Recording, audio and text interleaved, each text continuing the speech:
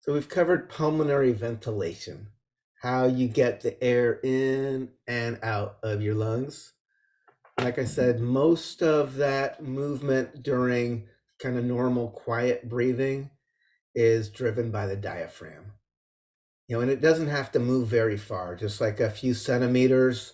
The pressure differences are only like a few millimeters of mercury. Um, So for quiet breathing, what we call tidal breathing, we'll talk more about next week. It's just a few millimeters of mercury lower, and the air comes in, a little higher, the air comes out.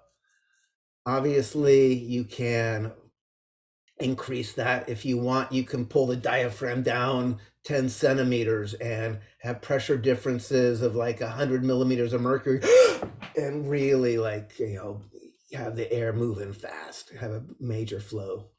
um, so obviously there's wiggle room in there. um, well, I guess the other thing I didn't mention is like that kind of wound where you got a puncture through your chest wall that breaks that pleural suction. They often call it a sucking chest wound. Why would they call it a sucking chest wound?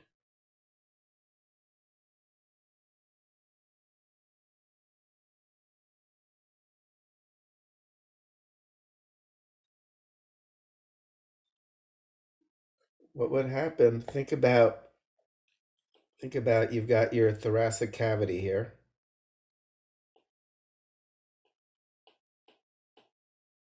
Yikes. Right? And one of your lungs is collapsed. Right? So you have the pleura is not,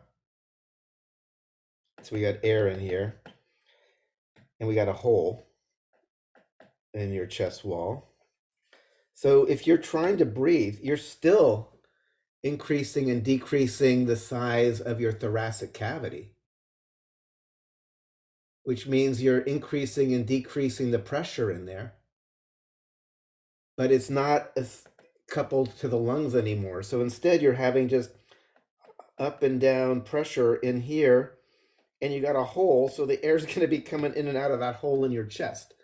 So that's gonna be gurgling. That's why it's called the sucking chest wound. You're trying to breathe in, but instead of expanding your lungs and creating a low pressure zone for the air to rush down into your lungs are just sitting there collapsed. And instead, you've got air rushing in the hole into the pneumothorax there. So maybe that makes it a little clearer too, this idea. Expanding the volume creates a low pressure zone.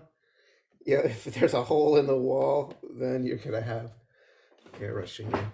You can also have pneumothoraxes happen because you have a break on the lung side as well. Like I kind of drew it like if somebody got shot in the chest and you got the hole on this side, but you can actually have the hole on the lung side and the air could be coming in, bleeding into that interpleural space from the lung side as well, from the inside.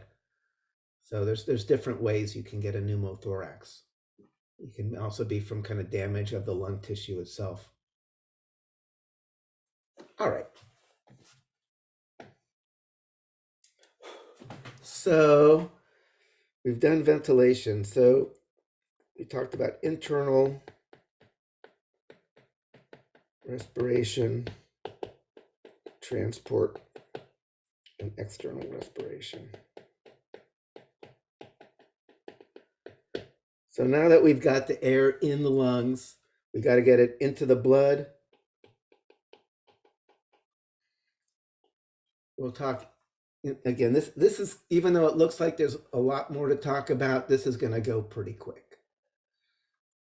We're going to talk about kind of a little more detail about how oxygen actually moves from the lung tissue into the bloodstream. We'll talk a little more about how it's moved around. I mean, oxygen, we're pretty much done. Oxygen basically is on hemoglobin, but we should talk a little bit more about carbon dioxide. We talked about carbon dioxide combined to hemoglobin, but it's not the main way. So we'll talk a few of the ways carbon dioxide moves around in the blood, and then we'll be done with that.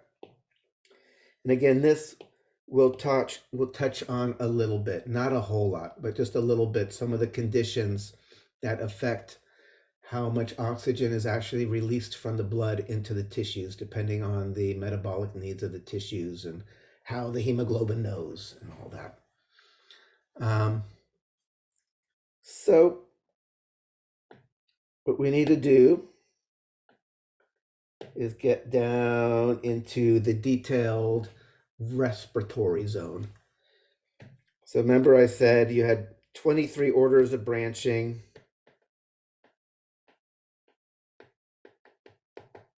Of the respiratory tree. So trachea to bronchi to secondary bronchi to tertiary blah, blah, blah. Finally, we get to the smallest one called the terminal bronchiole. Terminal just means like end of the line. And then we get down into what we call our little alveolar sacs.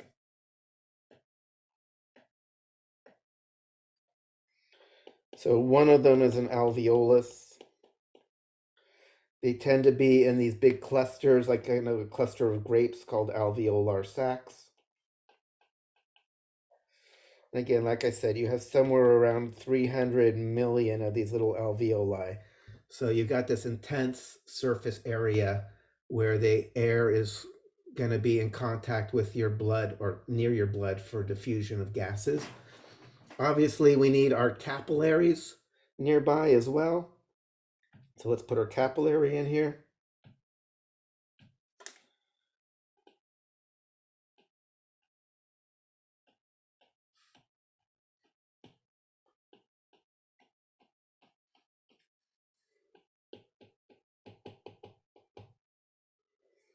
And with our little red blood cells coming through.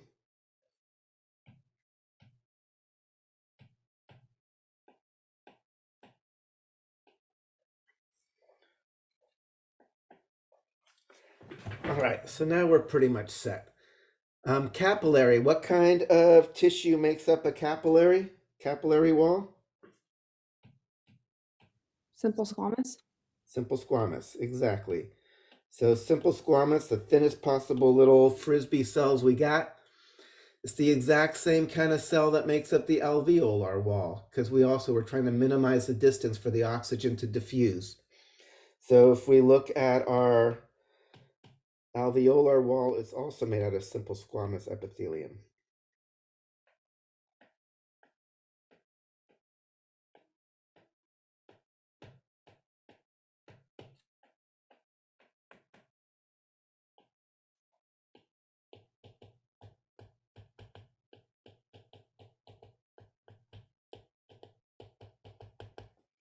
Right, so that's going to minimize, like, the oxygen is in here. That's basically the thinnest possible way to build this, given the building blocks that a body has. We have the thinnest possible tissue for the capillary, the thinnest possible tissue for the alveolus, and that's going to minimize the distance for the oxygen to diffuse. And in fact, in anatomy, we talk about they actually share a basement membrane, which makes it even shorter than, optimizes it for a really short distance for oxygen to diffuse. In the alveoli, we also find that cell that I mentioned a little earlier, the alveolar macrophages, right? So let me finish. So here we have our simple squamous epithelium making up the alveoli. Then we also got our alveolar macrophages, kind of just on patrol.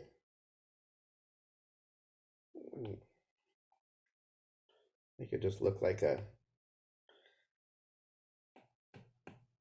is my dust cell. Alveolar macrophage. Again, macrophage, big eater. We'll talk way more about them when we get into the immune system, but they are on patrol, again, like an amoeba that eats things that shouldn't be there and then takes care of them. So, whack. Maybe if I personify it, makes it even clearer. It's like,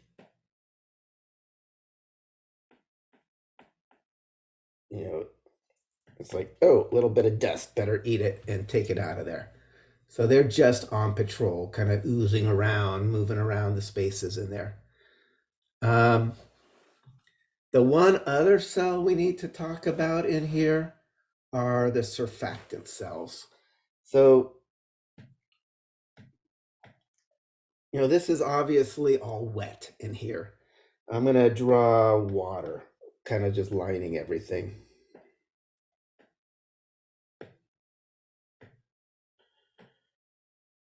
This is just supposed to be H2O. And at this scale, water tension, that attraction of, that polar attraction from one water molecule to a next, is quite appreciable. And as all the water molecules pull on each other, there's going to be a net force where they are all kind of basically, there's a force that tries to collapse in all of the little alveoli. This is due to surface tension of the water. Right? If you think about a little water skeeter sitting on a lake or something, obviously the water on the surface, actually, they're holding to each other pretty strongly if they're strong enough to support a bug, right? So when you get down to this tiny little scale, that force of one water molecule pulling on another is enough where this whole thing is really trying to get smaller from all that polar attraction of the water molecules pulling on each other. And if you don't deal with that, it makes it impossible to actually inflate the lungs. It's too much force you have to fight. So we have surfactant, which is basically a detergent. It's a thing that it's like a phospholipid, right? It has a polar side and a nonpolar side. The polar side gets to the water, the nonpolar side then doesn't attract anything. So the surfactant cells, which are more kind of cuboidal rather than flat. Surfactant cells, they make surfactant.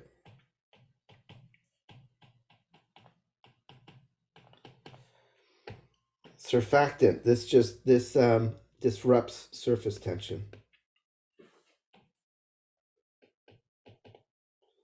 Disrupts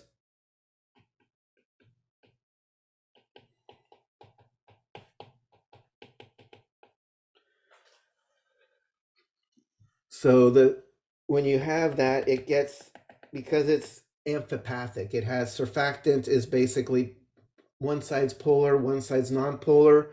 It kind of gets in between the water molecules.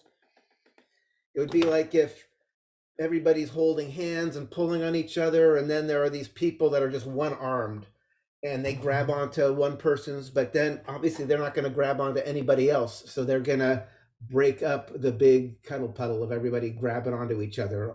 So it's like a bunch of one-armed people going into a crowd that are all holding hands with each other. That's kind of what these surfactant molecules are like. They have one side that attracts, but the other side doesn't. If you don't have surfactant, you can't inflate your lungs.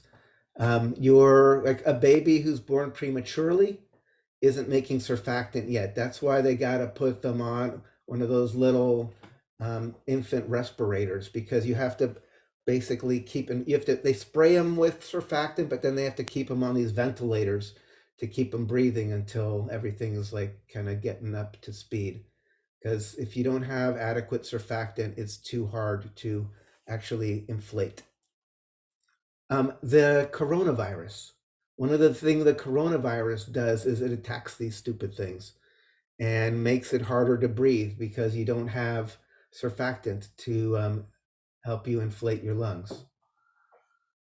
The other thing I will put in this picture, just for completeness, is also like elastic fibers around here.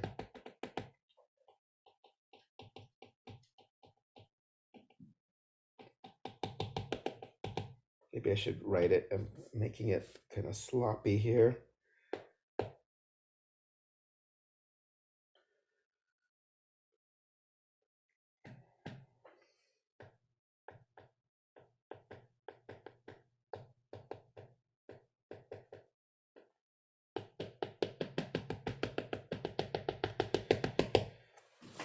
So the lung tissue has elastic fibers. It also has the surface tension. It's lower because of surfactant, but it's still there. So between the elastic fibers and the surface tension, that's what causes the lung wanting to collapse, right? If you leave it to its own devices, it wants to get smaller volume, kind of collapse down, both because of this elastic fibers and the surface tension pulling the alveoli smaller. That stretchiness is called compliance.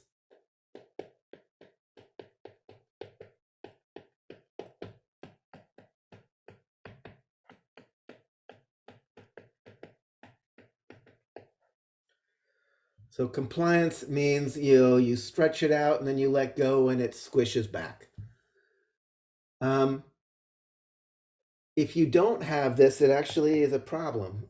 Like in emphysema, the lung, I mean, among other things, one is you lose the walls of the alveoli, so you have less surface area for gas exchange, but you also lose the lung compliance. The lungs aren't as stretchy anymore.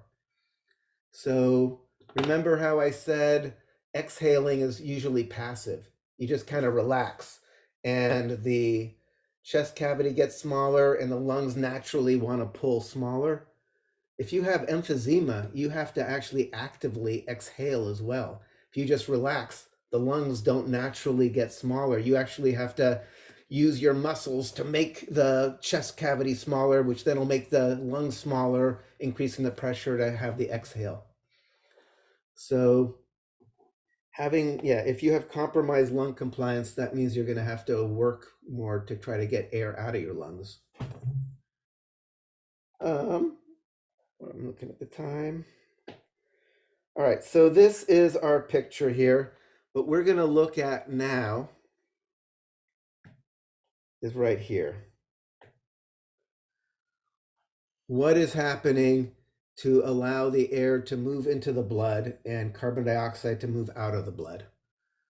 And we'll do this pretty briefly, just kind of talk about the basic partial pressures involved, just so you kind of have a sense of how this works and like why it's harder to breathe when you're up in Tahoe and why you can't even survive if you're up on top of Mount Everest. So we're going to focus in right here. I'm going to draw a new alveolus.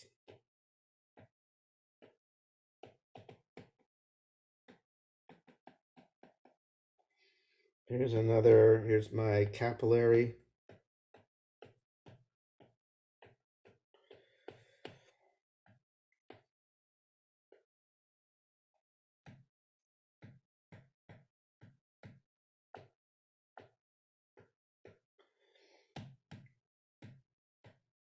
And this is blood returning from the tissue.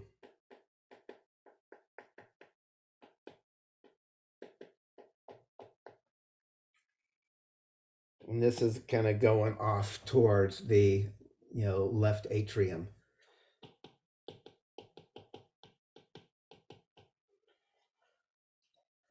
So we have to think about pressures of oxygen. So blood returning from the tissue has a partial pressure of oxygen. That when we say P sub O2, that means the partial pressure of oxygen. The pressure, but just thinking about the oxygen. It's about 40 millimeters of mercury. That is going to come up a little later as well. The partial pressure of CO2 is about 45 millimeters of mercury. So this is the blood returning from the tissue. So now we have to think about what's in the alveolus.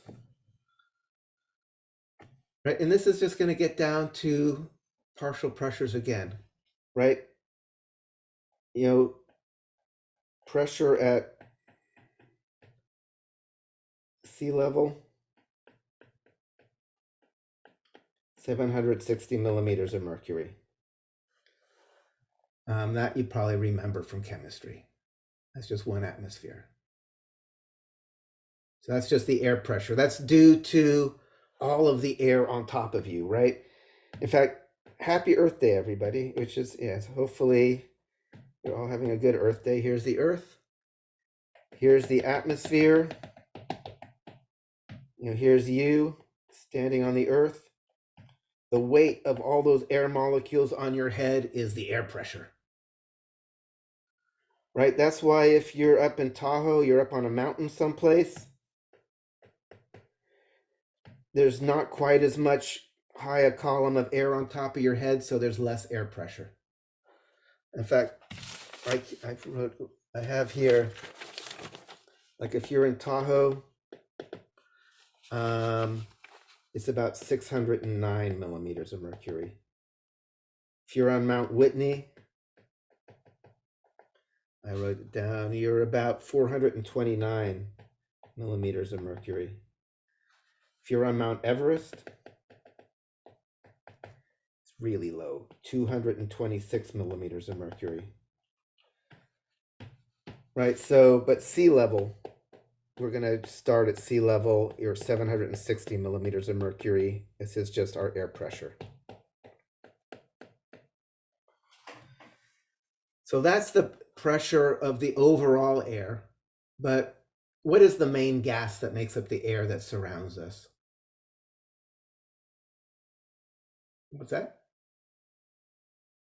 Nitrogen? Yeah, it's mainly nitrogen. It's like almost 80% nitrogen. Of the air, only 21% is oxygen. So that means only 21% of this pressure is due to oxygen. But so you can do the math. So we could say 760 millimeters of mercury times 21%, which is oxygen. It's just called Dalton's law of partial pressures, and it gives you that PO2, in the air is going to be about 159 millimeters of mercury. So this is just the air outside. But now we have to remember the kind of anatomy of the system where you have all this dead space.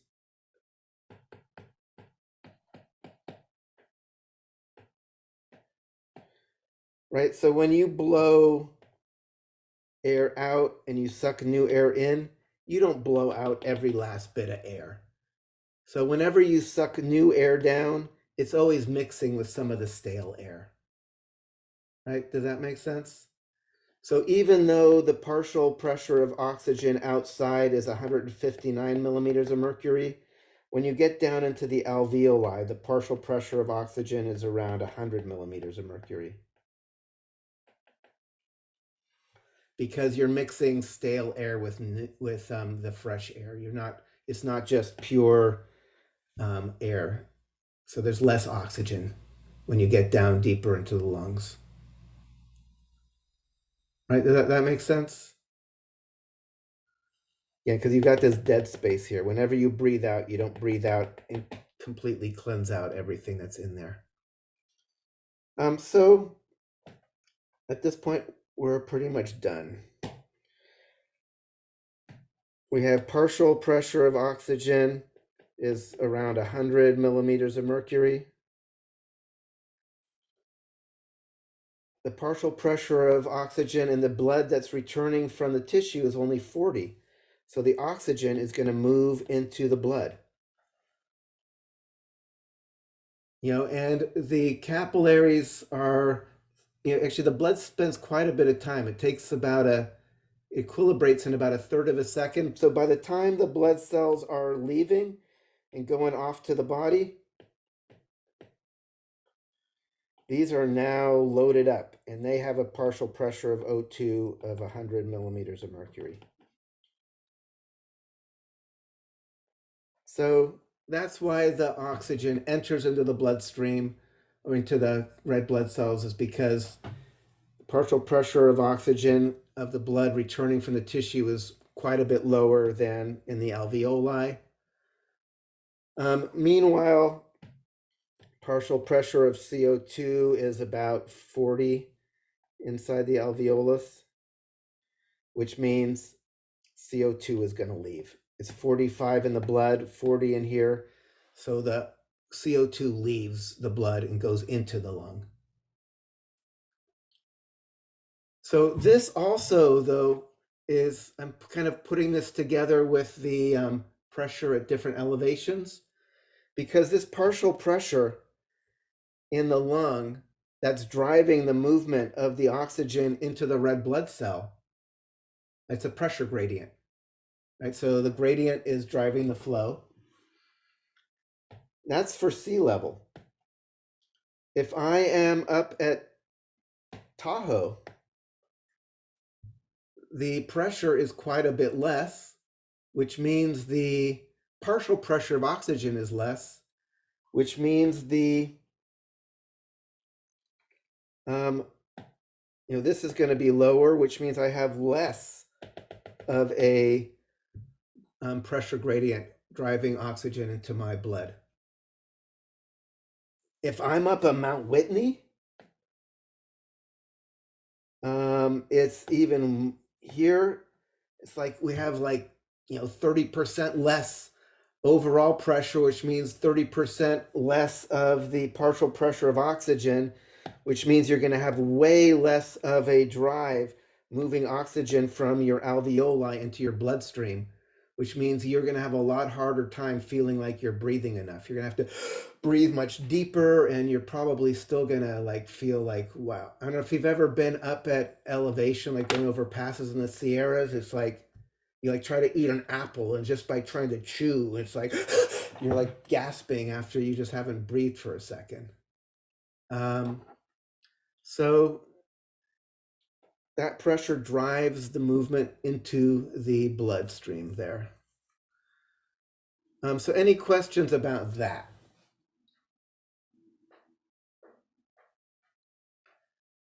Okay. We're bringing this home now. Transport O2 is just on hemoglobin.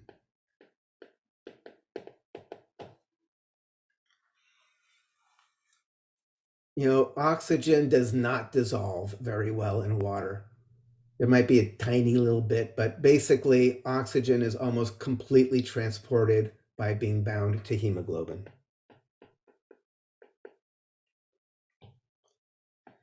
CO2, on the other hand, is a more complicated story, or I should say a little more. So, maybe 30% bound to hemoglobin. Remember I talked about it, but it's a different spot, the globin subunit. So some of the CO2 is also transported by hemoglobin. CO2 also dissolves in water a lot better than oxygen. And you know that through just soda water or Coca-Cola or Sprite or whatever. It's really easy to dissolve carbon dioxide in water. That's how you get bubbly water. So some of it dissolves in the plasma, just like you got like soda running through your veins. So maybe 10% is just dissolved in the plasma.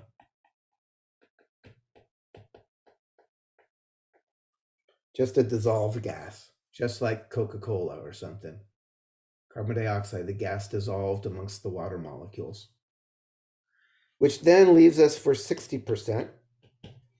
And that is going to be bicarbonate ion. And I'll talk about show that right now. So CO2 comes into your blood as water. Your red blood cells have an enzyme called carbonic anhydrase that turns this into carbonic acid.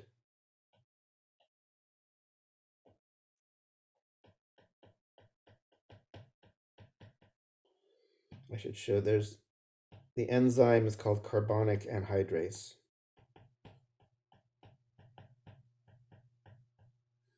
This is just an enzyme that's located in the RBCs to convert CO2 into carbonic acid. And the carbonic acid, we've met already when we talked about buffer systems in the first week of class. That's a weak acid that dissociates into H plus HCO3 minus. And that's what the bicarbonate ion is, HCO3 minus. So when you get carbon dioxide entering into the blood at the tissues as a waste product, most of it ends up getting converted into carbonic acid, which then dissociates into bicarbonate. And then when you get back to the lungs and the partial pressures go the other way, this system just reverses and the carbonic acid turns back into this, and then the carbon dioxide leaves. So that is the main way carbon dioxide is in the blood. And this shows you why breathing is going to be really important for pH balance, right? The more carbon dioxide that's within your body, the more acidic things are. The less, so if you blow off a lot of CO2, you're going to actually become alkaline. You're going to go into alkalosis. You'll be more alkaline. If you have very high levels of carbon dioxide in your body, you'll go into acidosis. You'll become more acidic. Again, we'll talk about that later. But just as like an introduction as to why it's so important to pay attention to this type of CO2 transport, because it's intimately tied into the pH of your blood. So that's transport. Oxygen, hemoglobin, CO2, 3 different things. Bound to hemoglobin as well, although to a different spot. Some dissolved in the plasma, mostly as bicarbonate ion, which is described by this relationship I just showed here. CO2. And this is also, I'm not going to go into the detail of it because of the time, but this process is going to involve that bicarbonate chloride exchanger that we saw that caused the ammonium chloride to burst our cells back in the RBC lab. Basically, as we get the bicarbonate coming in, we need to keep the charge balance, so we spit out a chloride out of the RBC. And that's why that played into that whole reason why ammonium chloride made RBCs burst or was permeable. But don't, you're not responsible for the details of that. So don't worry about that. But just in case you remember that bicarbonate chloride exchanger from the RBC lab, it's also part of this whole thing here. All right. So that leaves us with just one last piece. Actually, two. So delivery to the tissues. Right, so you have the blood kind of coming into the tissue. We have our little cells.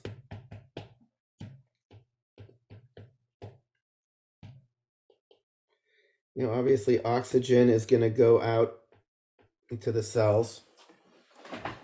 So I'm going to spend just a few moments talking about some of the things that kind of affect how much oxygen actually gets released from the hemoglobin. And this is worth talking about. This is officially called the oxygen hemoglobin dissociation curve.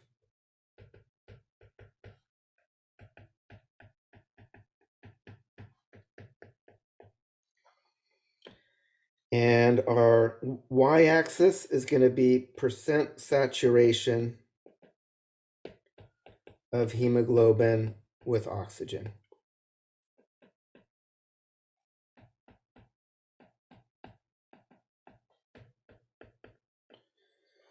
This is ugly. Hold on, I want to make this prettier because this actually needs to be clear.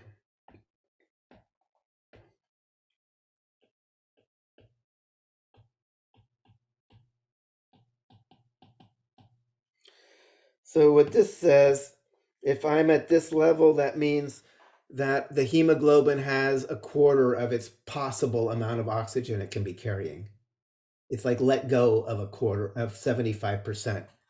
If I'm at 50%, it means I'm at 50% of the total possible oxygen I can be carrying bound to the hemoglobin. So 100% would mean that I am totally saturated. I have as much oxygen as is possible carried onto the hemoglobin. On the x-axis,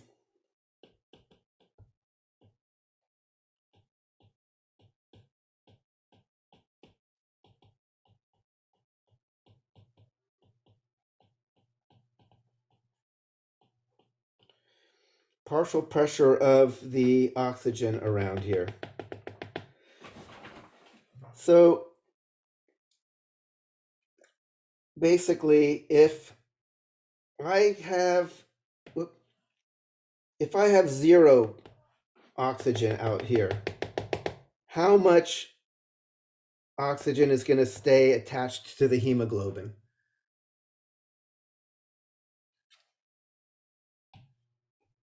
So imagine there's 0 oxygen outside here, and the blood is flowing into the capillary bed here. How much oxygen is going to stay on the hemoglobin and how much is going to leave into the tissue? All of it will leave into the tissue? Exactly. It's all going to leave to the tissue, which means we're going to have basically no oxygen left bound to the hemoglobin. All the oxygen has left the hemoglobin. If I'm at 100, let's say it's 100 millimeters of mercury in the tissue here. And now my blood is coming in. And if you remember, the blood leaving the lung tissue, the alveoli, was at 100 millimeters of mercury, partial pressure of oxygen. I don't know if you remember that. That was a little while ago. So if my little red blood cell is coming in, which is a PO2 of 100 millimeters of mercury, and the outside is 100 millimeters of mercury, how much oxygen is going to leave my red blood cell, leave the hemoglobin? 0. 0, right? There's no diffusion gradient, no pressure gradient. So these are the two extremes. If there's no oxygen around, it's going to let go of all of it.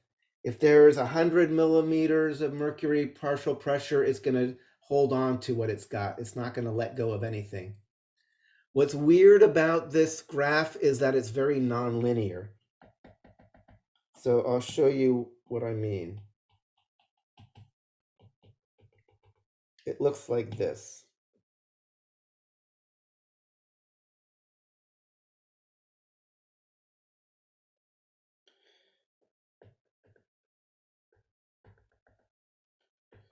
So this is the thing I want you to realize. We talked about how the blood returning from the tissues was a partial pressure of about 40 millimeters of mercury, partial pressure of oxygen. This is saying that when the blood was sitting there at 40 millimeters of mercury pressure, partial pressure of oxygen, it still was holding on to 75% of its possible amount of oxygen that it holds on to.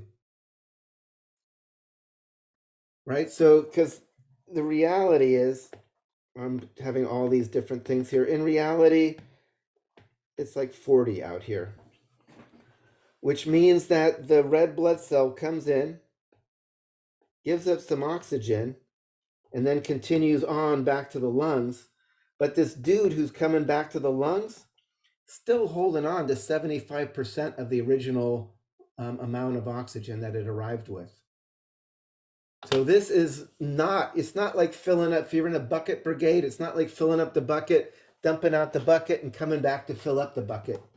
Instead, it's basically, fill up the bucket,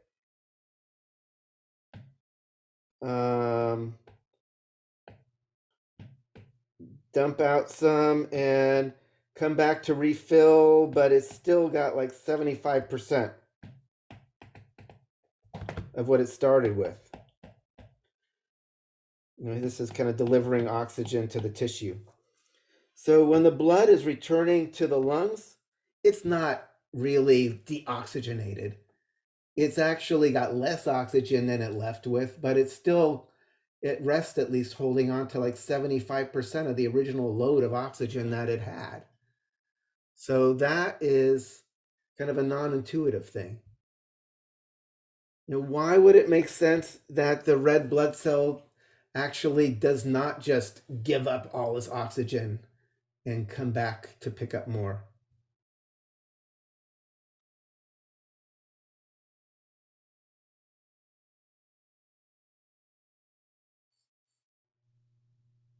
What if someplace else needs it or there's an emergency? Yeah, so we've got this kind of reserve. If the tissue actually needs more than normal, we actually got way more that we can actually let go of and deliver if we need to. So that's kind of the last piece I want to put in here is this is kind of our normal situation. This is kind of normally when the tissue is at 40 millimeters of mercury partial pressure of oxygen, the red blood cell holds on to the oxygen strongly enough that it's still only letting go of a quarter of its load. But if there are conditions that would indicate higher metabolic activity, we are going to lower the affinity of hemoglobin for oxygen and let go of more under the same conditions. So, for instance, what kind of things would tell us that there is more metabolic activity going on? So, increased metabolic activity, what are kind of signs of it? Increased cellular respiration. Right, and how would we know that that's happening? O2 is being used more for ATP production. Say it again. O2 is being used more for ATP production. Right, or so you're going to have increased amount of CO2. Right, you're not going to be able to see a change in oxygen, but you'll see of increased CO2. If it's increased CO2, we just saw that means lower pH. So lower pH. Also, if you are breaking down stuff we've talked about all these energy processes are inefficient. Things are going to get hot, increased temperature. You also are going to have this thing called BPG. What is its actual, I always forget its actual name. 2,3-biphosphoglycerate. It's basically a metabolite, or it's an intermediate in glycolysis that's made as cells start undergoing more and more metabolic, increase their metabolic rate. It's like if you have thyroid hormone elevated or things like that. So if you have this 2,3-biphosphoglycerate, which is an indication of increased metabolic activity, or low pH or high CO2, which are indications of more cellular respiration, or higher temperature, which is a sign of more metabolic activity. Any of these things here that I've just said, these are going to cause decreased affinity for oxygen by hemoglobin.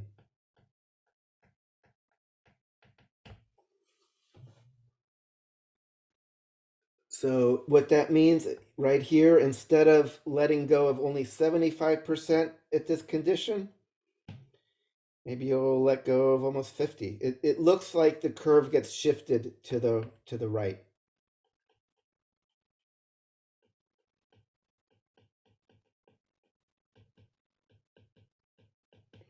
So in any particular condition in the tissue, there'll be less oxygen left in the blood and more that will have been released into the tissue. Right? This is lower affinity, right?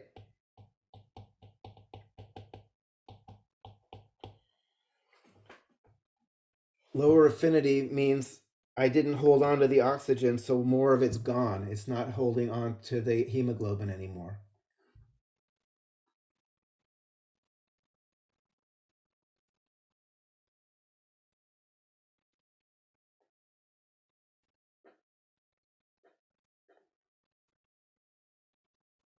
So does that make sense?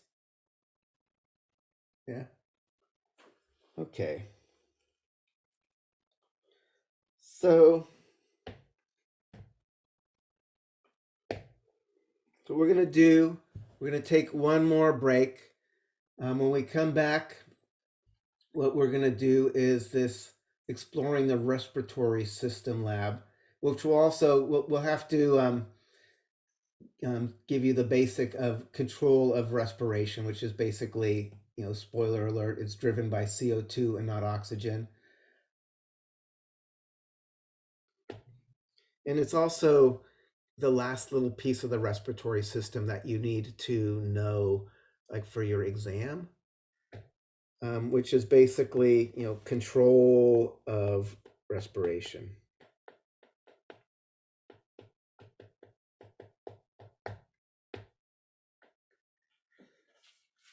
So unlike the heart, which is totally self-contained, right? If you yank somebody's heart out of their body, the pacemaker node is still going to keep the heart beating, and that's within the walls of the right atrium.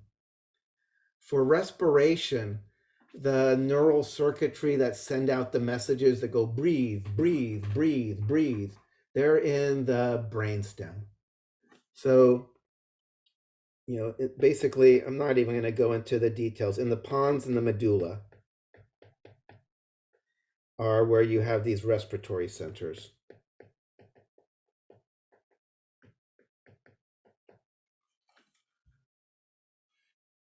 We talked about the hypothalamus can modulate their activity, but the real kind of meat and potatoes of respiratory control are here in the pons and the medulla.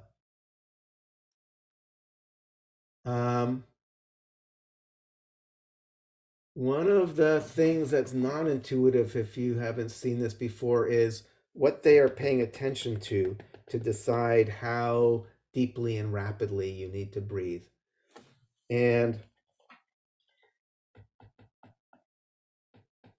driven mainly by increasing CO2 levels. Well, let me not write so sloppy. So the need to breathe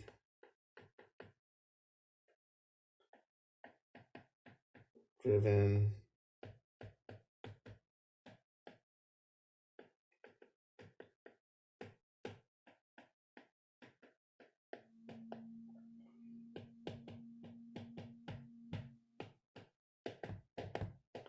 so not oxygen. Even though you're thinking like, oh, if you're not having enough oxygen, I need to breathe more. The body doesn't care.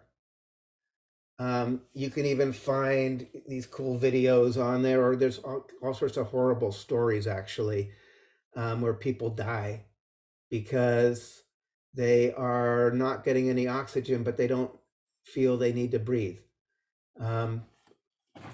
If you breathed pure nitrogen, this like happened to some people in like the astronaut program. They walked into some room that was flooded with nitrogen. You walk in, and as long as you're ventilating, breathing in and out and in and out, CO2 does not accumulate. You're blowing off your CO2.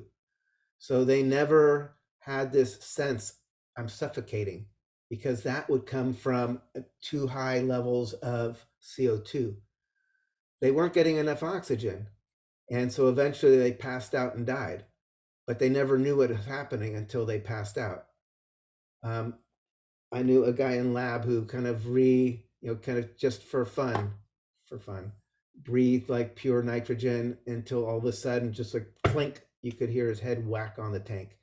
Because it's hard to even know it's coming because you don't realize that you are running out of breath or you don't have enough oxygen. So this is kind of the most important take-home message is your body in general is not monitoring oxygen. You do have some oxygen sensors like in your carotid bodies and stuff, and I think in emphysema and stuff where you have chronically elevated CO2 levels in your body because you have trouble exhaling, You can get more hypoxic driven breathing. But for the most part, if you don't have enough oxygen, but you are blowing off all the CO2, you won't know anything's wrong until it's too late. So this is at the core of this lab. This is part 2 of the lab, is realizing that CO2, accumulating CO2 is ultimately what makes you feel like I gotta breathe. I'll give you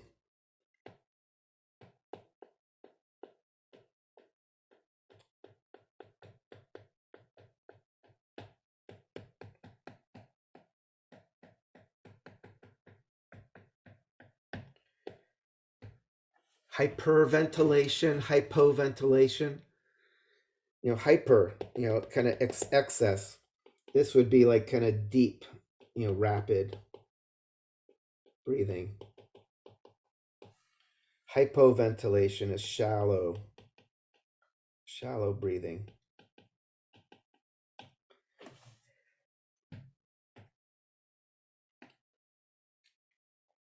Again, if you think about the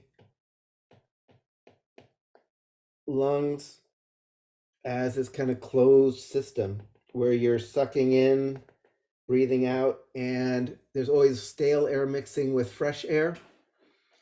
If you're doing just shallow breathing, hypoventilation, and you're even blowing out less than normal and then bringing new in, it's going to let carbon dioxide build up even more than normal in here, right? This is going to increase CO2 in the body, right? Because breathing out is what lets you expel CO2.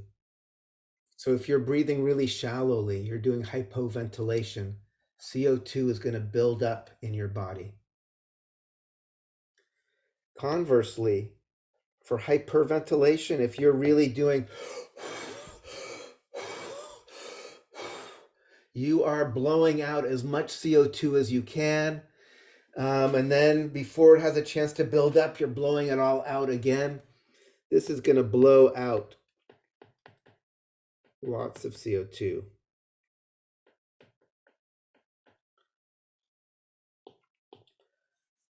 So the CO2 is going to be lower in the body. So that's important. CO2 is lower when you do this hyperventilation.